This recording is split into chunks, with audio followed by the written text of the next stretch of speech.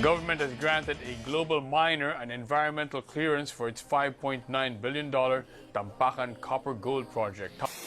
Puno na ng tubig ang open pit mining na iniwan ng Mar Copper dahil sa Yung bundok Dingkiday, yan ang unang winasak nila noon. Simula noong linggo, hindi pa rin tumigil sa kilos protesta ang Nagkakagulo na po dito sa Sibuyan. May mga nasaktan daw po ngayong araw na ito. Ipamana, hindi ipamina. BeatStarts Production. Hindi sagot ang pagmimina sa bansa kung hahamaking sisirain ang mga yamang nilikha. Maninindigan tayo at di hahayaang pagkakitaan sisirain ang magagandang kalikasan.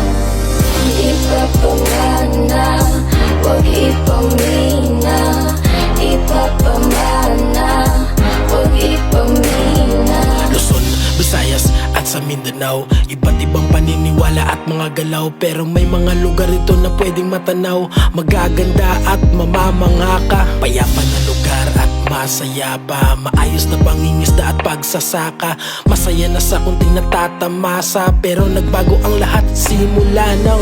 May mga biglang dumating, nakangiti at may balakbalan na maitim. Papauna rin ng bansa kapalit ang pananim. Mayaman sa Pinas kaya bundok ay bubungkalin. Magaling magsalita kaya lahat ay napao. Sa sobrang talino binubobo mga tao, napaikot ng lahat ng ganun lamang kadali, tulad ng pagpapaikot sa madaming salapi.